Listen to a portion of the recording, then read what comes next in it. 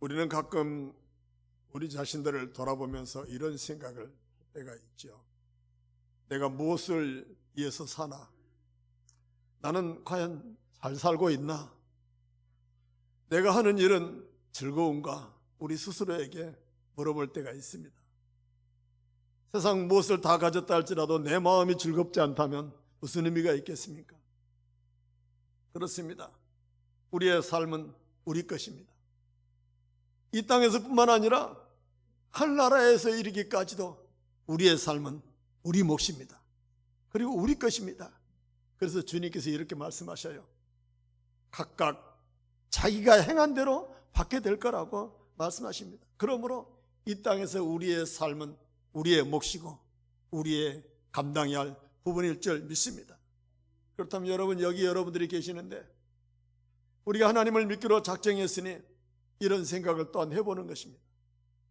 내가 교회를 다닌다는 것은 무엇을 의미하는가? 내가 하나님의 자녀로 산다는 것은 무엇을 의미하는가?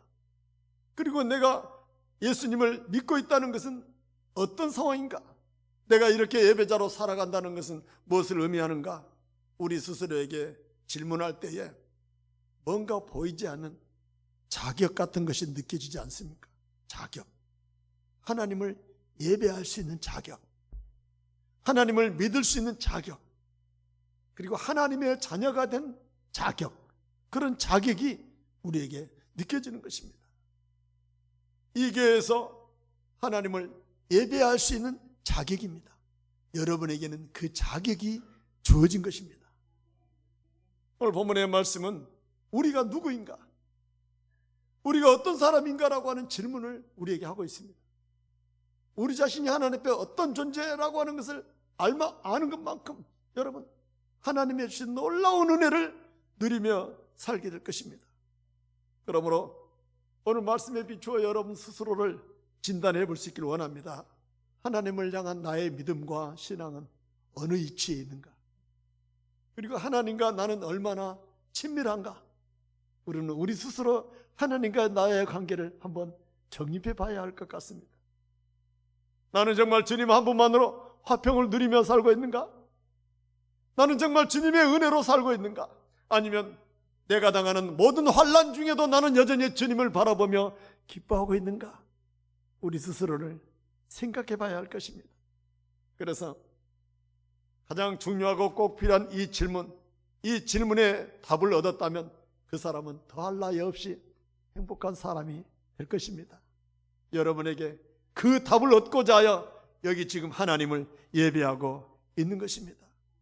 환난 중에도 평안하게 하시는 하나님, 환난 속에서도 즐겁게 하시는 하나님을 오늘 말씀을 통해서 만나게 될 수 있기를 축복합니다. 우리가 어떤 사람인가를 오늘 본문 5장 1절에서 이렇게 말씀하셔요. 함께 읽습니다. 그러므로 우리가 믿음으로 의롭다 하심을 받았으니 우리 주 예수 그리스도로 말미암아 하나님과 화평을 누리자. 아멘. 하나님과 화평하자는 거예요. 하나님과 화평할 수 있는 자격이 주어진 것입니다. 여러분, 어떤 사람이 하나님과 화평하겠어요? 죄인은 하나님과 화평할 수가 없습니다. 하나님은 죄인을 경멸하시기 때문입니다. 그러나 하나님과 화평할 수 있다면 그럴 만한 자격이 있는 것입니다. 우리가 이렇게 예배하면서 하나님과 화평할 수 있는 그 자격을 주신 분이 누구겠습니까? 바로 내 죄를 사하신 우리 주 예수 그리스도인 줄 믿습니다. 죄인은 하나님과 화평할 수도 없고 죄인은 하나님 앞에 설 수도 없습니다. 그런데 우리가 이렇게 있는 것은 우리의 모든 죄를 사하신 예수 그리스도의 은혜인 줄 믿습니다. 이제 우리가 죄인이었지만 예수님을 믿음으로 말미암아 구원받았으니 예수님으로 말미암아 화평을 누리는 그런 삶을 살 수 있기를 축복합니다. 이 말씀에는 굉장한 진리가 담겨 있어요. 우리가 하나님과 화평하게 된 근본적인 진리를 어디서 찾는가 하면 로마서 5장 10절 말씀에서 찾습니다. 우리가 원수 되었을 때에 그의 아들의 죽으심으로 말미암아 하나님과 화목하게 되었은즉이라고 말씀하십니다. 우리는 본래 하나님과 원수되어 화목할 수가 없습니다. 왜? 마귀의 자녀로 사는 그러한 우리들이 어떻게 하나님과 화목할 수가 있겠어요? 죄 가운데 죄만 짓고 살아가는 우리들이 어떻게 하나님과 화목할 수가 있겠어요? 도리어 죄만 짓고 살아가는 우리들이 하나님과 원수였습니다. 원수는 영원히 원수일 수밖에 없습니다. 마귀를 따라 살았기 때문에 원수일 수밖에 없는 것이죠. 그런데 우리가 이렇게 하나님을 예배하게 된 것은 그 아들 예수 그리스도께서 원수되는 우리의 죄 때문에 죽으셨음을 믿기에 우리가 여기 예배하는 자로 있는 것입니다. 믿기에 하나님을 예배하는 거예요. 믿기에 여기에 계신 줄 믿습니다. 그 믿음이 바로 자격입니다. 여러분은 이미 그 자격이 있는 거예요. 불신자는 알 수 없는 자격입니다. 전능하신 하나님의 주신 자격 때문에 우리가 예배하고 있는 것입니다. 여러분, 우리가 살아가는 세상은 화평이 없습니다. 한번 봐보십시오. 어디에 화평하다고 말할 수가 있겠습니까? 온 세상이 전쟁으로 죽이고 죽는 끔찍한 살상의 현장이 사람이 살아가는 세상입니다. 전쟁과 갈등이 가득한 것이죠. 여러분의 삶 속에서도 마찬가지죠. 많은 일들로 혼란스러운 마음을 가지고 이전에 올라왔을지라도 여러분, 이제 그 세상을 미련 없이 내려놓고 올라오셨으니 오직 하나님만 바라보시기 원합니다. 하나님의 주신 은혜만 사모할 수 있기를 원합니다. 화평의 반대는 불화입니다. 즉 우리가 예수님을 믿으면서 불화할 이유가 없는 것이죠. 우리가 예수님을 믿으면서 불화한다면 아직 하나님과 화평하지 못했기 때문일 것입니다. 우리는 화평이신 예수님 마음으로 사는 것입니다. 화평이신 예수님과 함께 더불어 즐거워하며 사는 거죠. 여러분, 예수님은요, 우리가 이 땅에서 날마다 잔치하며 살기를 원하십니다. 잔치하듯 즐겁게 살기를 원하셔요. 예수님이 이 땅에 오셔서 많은 능력과 기적을 행하셨죠. 병자도 고치고 죽은 자도 살리고 무리를 걸어가시고 바람과 바다도 잔잔하게 하시며 귀신을 명한 즉 순종하여 떠나가는 능력을 행하신 분이십니다. 그런데 예수님이 오셔서 가장 먼저 행한 능력, 가장 먼저 행한 기적이 뭔지 아십니까? 그렇습니다.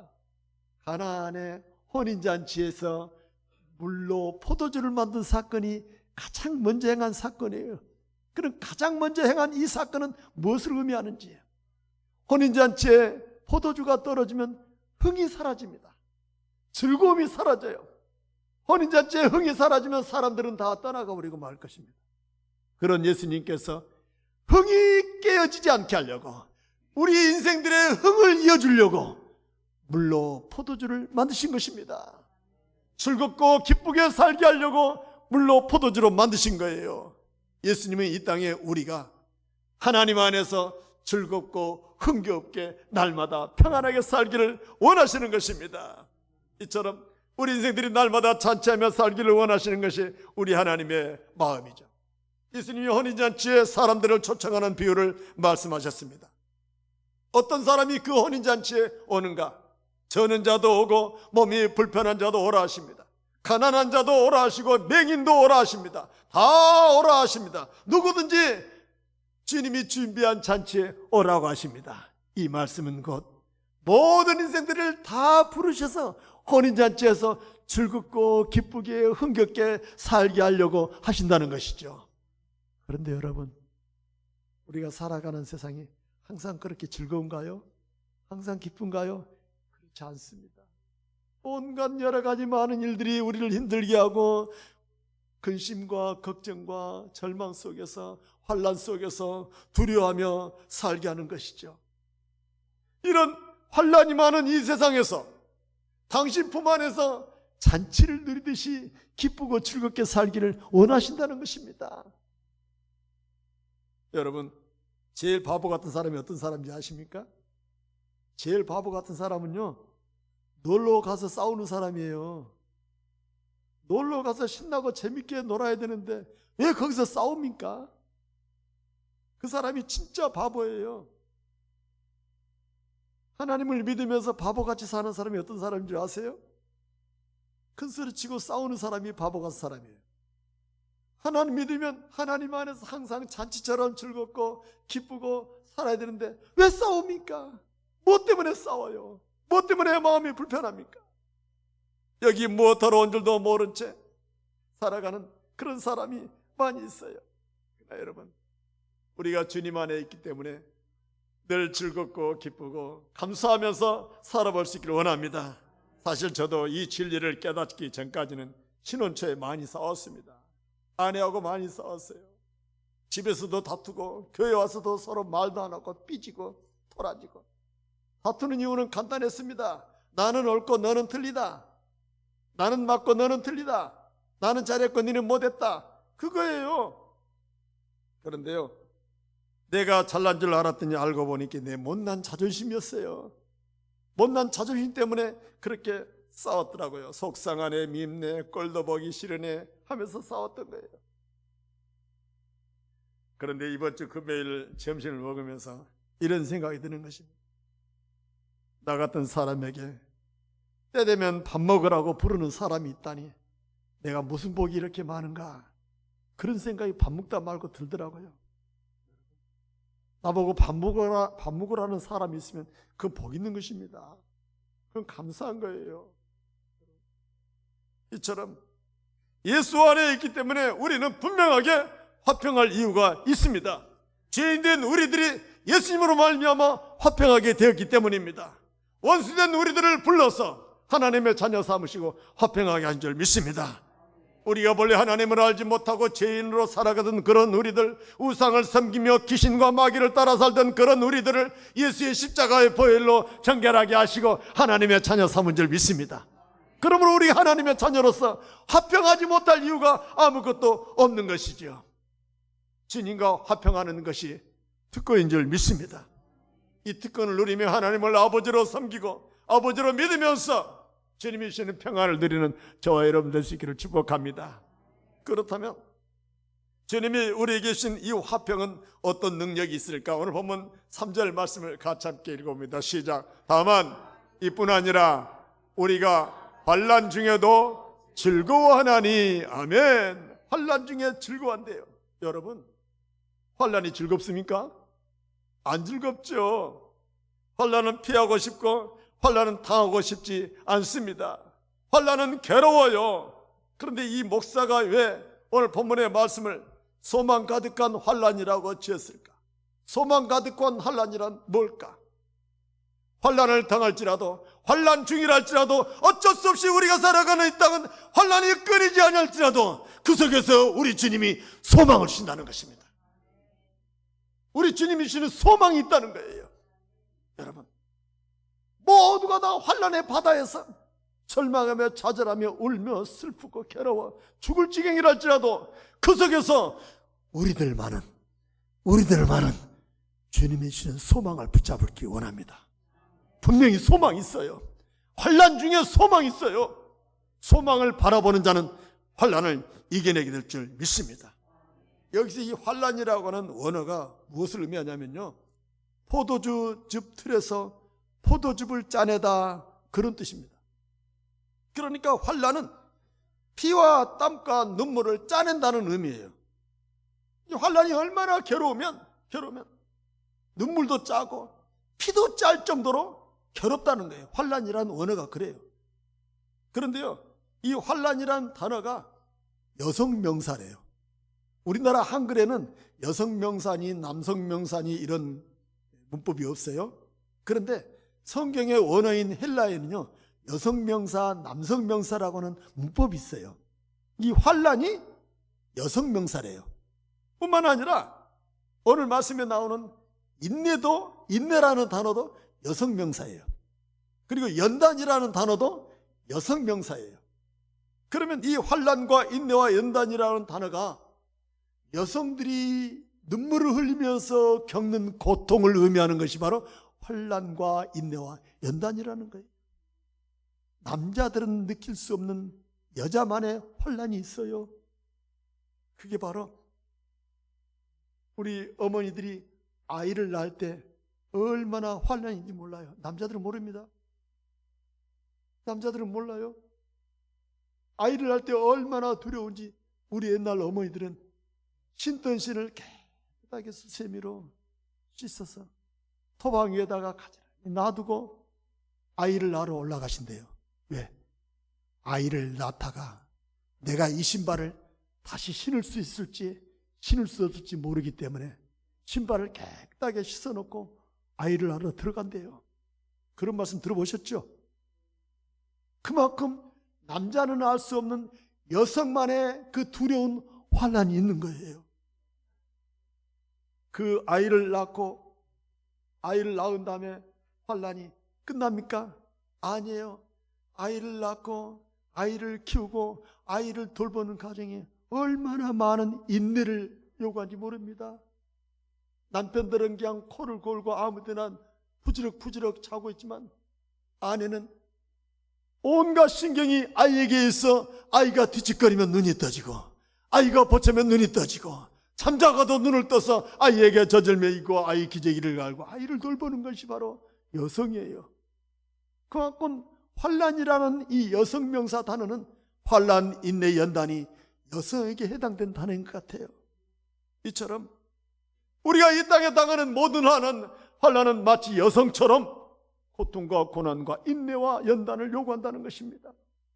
그래서 환난을 당할 때는 죽을 것처럼 고통스럽습니다. 견딜 수가 없어요. 그런데 그 환난이 영원하다는 것입니다. 그 환난이 이 땅에서 영원하지 않다는 것입니다. 하나님이 이 땅에 우리에게 환난을 주시는 것은 환난이 영원하지 않고 그 환난이 다 지나가게 될 거라는 거예요. 만약에 환난이 없다면, 우리가 살아가는데 환난이 없다면 이 좋은 삶이 영원할 것처럼 하나님을 믿지도 않고 하나님을 의지하지도 않고 자기 마음대로 살 것입니다. 환난이 있기 때문에 환난을 통해서 주님을 찾고 주님을 붙잡게 되는 것입니다. 여러분, 우리가 살아가는 삶의 환난은 다 지나가게 돼 있습니다. 영원하지 않습니다. 깡총깡총 뛰어오는 어린아이를 보면서 나도 저럴 때가 있었지 하면서 지나간 세월을 그리워하듯이 우리가 당하는 환난도 다 지나가게 될 것입니다. 여러분, 이처럼 주님이 우리에게 다 지나갈 수 있는 이 환난을 주신 것은 우리에게 이 땅의 삶이 전부가 아니라 영원한 소망이 있다는 것을 보여주시려고 환난을 우리에게 주신 줄 믿습니다. 그렇다면 주님이 우리에게 주신 환난은 우리에게 주신 소망은 어떤 소망인지 5절 다 같이 읽어봅니다. 시작. 소망이 우리를 부끄럽게 하지 아니함은 우리에게 주신 성령으로 말미암아 하나님의 사랑이 우리 마음에 부은 바 됨이니. 아멘. 그렇습니다. 세상에는 부끄러운 소망이 있습니다. 자기 욕심에 사로잡히는 소망입니다. 자기 마음 먹은 대로 다 될 것처럼 탐욕을 부리는 그러한 사람의 소망은 부끄러운 소망이에요. 그러나 우리 주님이 주시는 소망은 자랑스러운 소망입니다. 결코 부끄럽지 않은 소망이에요. 왜 우리 주님이 주시는 소망이 부끄럽지 않을까? 오늘 보면 6절 말씀 보면 우리가 아직 연약할 때의 계약대로 그리스도께서 경건하지 않은 자를 위하여 죽으셨도다 라고 말씀하십니다. 연약한 자도 부끄럽지 않게 하는 소망을 주셨어요. 여러분, 하나님은 우리가 얼마나 연약한지 아시는 분이십니다. 우리가 죄에 대하여 마치 갓난아기처럼 어리석습니다. 그래서 또 죄 짓고 또 죄를 지을 수밖에 없는 죄인인 것이죠. 그러므로 우리는 누가 어떻고 누가 어떻다라고 탓할 것도 없고 자격도 없습니다. 누가 잘못했다고 손가락으로 지적할 이유도 없습니다. 여러분, 남에게 무엇이 잘못됐다고 손가락으로 지적해 보십시오. 그 나머지 손가락 3개는 자기를 가리키고 있는 것입니다. 그만큼 우리는 누구를 잘못했다고 말할 것도 없어요. 자기를 돌아오면 자기는 더하면 됐지 못하지는 않을 거라고는 생각을 해보는 것입니다. 뿐만 아니라 우리 주님이 주시는 소망은 그리스도께서 경건하지 않는 자를 위하여 죽으셨도다 하십니다. 즉 경건하지 않는 자도 사랑하신다는 소망을 주셨어요. 경건하지 않는 자는 하나님을 우습게 여기는 자입니다. 세상 사람들이 다 그렇습니다. 세상 사람들은 하나님의 존재 자체를 부정하는 것이죠. 세상 사람들은 하나님의 능력, 하나님의 권세를 우습게 여깁니다. 세상 사람들은 하나님 앞에 경건하지 않아요. 그들은 더 현실적이고 자기 것이 최고다라고 생각하는 사람들이기 때문에 하나님을 믿을 가치도 없다고 생각하는 거예요. 이처럼 그들이 하나님을 믿을 가치 없다라고 하나님 앞에 경건하지 않을지라도 하나님은 그런 사람까지 사랑하신다는 것입니다. 뿐만 아니라 로마서 4장 5절 말씀에 보면 경건하지 않는 자를 의롭다 하시는 이를 믿는 자에게는 그의 믿음을 의로 여기시나니 하십니다. 즉 경건하지 아니한 자를 의롭다 하시는 하나님이라는 사실을 믿는 자를 하나님이 기뻐하신다는 거예요. 경건하지도 않으면서 하나님은 나를 그래도 사랑하실 거야 라고 믿는 그 사람에게 옳거니 그래 내가 너를 사랑해 라고 하신다는 거예요. 여러분, 이 말씀은 곧 하나님은 우리를 사랑하시는데 경건하든지 경건하지 않든지 누구나 사랑하신다는 뜻입니다. 이 사실을 믿는 자에게 그래 내가 경건하지 않아도 내가 너를 사랑한다는 그 사실 하나만으로 기뻐하신다는 것입니다. 경건하지 않는 우리를 위하여 주님이 십자가를 지고 대신 죽어가신 줄 믿습니다. 이것이 진리고 이것 때문에 우리가 하나님과 화평을 이루고 화목하게 된 줄 믿습니다. 그러므로 여러분, 이 사랑의 진리 안에 살아가는 사람은 아무것도 잘한 것도 없어도 무엇 하나 잘난 것도 없어도 세상 사람들이 봐도 부끄러운 것 투성이어도 괜찮습니다. 주님은 여러분들이 뭘 잘하고 못하고 때문에 사랑한 거 아니에요. 주님은 여러분들에게 무엇을 할 수 있기 때문에 사랑한 것 아니에요. 주님은 여러분들에게 대단한 능력이 있어서 사랑한 것 아니에요. 아무것도 못해도 경건하지 않아도 일을 잘하지 못해도 사랑하신다는 거예요. 여러분, 이 사랑을 믿으시고 하나님과의 화평의 관계가 회복되어질 수 있기를 축복합니다. 환난을 당하여 두렵지 아니하며 환난 속에서도 담대히 나아갈 수 있는 믿음의 사람 한 사람을 여러분에게 소개하려고 합니다. 제가 알고 있는 이환득 목사님이라는 분이 있어요. 이분이 경남 진영에서 한마음 가족교회를 개척하여 목회하던 중에 어린 아들이 병이 들었습니다. 이 어린 아들이 고칠 수 없는 희귀질환으로 투병하게 됐어요. 목사님은 도대체 왜 나에게 이런 일이 일어나는지, 교회를 개척하여 목회하려고 하는 나에게 왜 이런 일이 일어나는지 하나님께 원망하고 불평하면서 분노를 쏟아냈습니다. 그러는 가운데 사랑하는 아들이 점점 죽어가고 있었습니다. 죽어가는 아들과 함께 마지막 밤 병실에서 밤을 새우면서 아들과 함께 찬송하고 아들의 손을 잡고 목사님이 이런 고백을 했다고 합니다. 여준아, 정말 너무 고맙구나. 내가 아빠에게 천국의 소망이 무엇인지 가르쳐줘서 아빠는 네가 정말로 고맙단다. 천국에 가면 꼭 갚을게. 우리 천국 가서 만나자 하면서 아이를 그날 밤 떠나보냈다고 합니다. 그래서 목사님은 아들의 납골 땅, 납골 명패에 나에게 천국의 소망을 가르쳐주고 먼저 떠난 사랑하는 내 아들 여준이라고 그 납골함에 썼다고 해요. 그리고 나서 열심히 교회를 목회하여 자립교회로 성장하고 나서 교회를 후임자에게 물려주고 떠났습니다. 또 개척하려고. 어디로 왔냐면 우리 지역 여수 웅천지구에 하나 시민교회를 개척하셨어요. 그리고 개척을 하는데 아내가 다시 병이 찾아와서 아내 양정숙 사모가 암으로 투병하기 시작합니다. 목사님에게는 환난이 끊이지 않은 것이지요.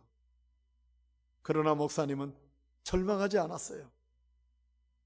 사모님을 병을 돌보고 병을 치료하는 과정 속에서도 목사님은 여전히 붕어빵 전도를 하면서 열심히 지금 웅천지구에서 전도하고 있어요. 목회하고 있어요. 그렇다고 재정적으로 넉넉히 여유 있는 것도 아닙니다. 개척을 했으니 어디서 월급이 나오겠어요.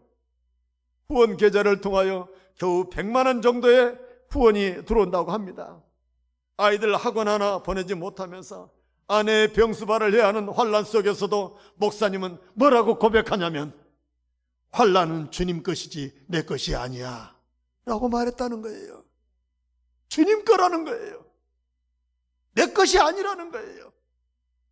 이 이한득 목사님은 자신의 목회 인생을 돌아보니 앞으로 어떻게 내가 목회해야 하나 먼 앞날을 내다보며 가시밭길이고 절벽이었다고 합니다.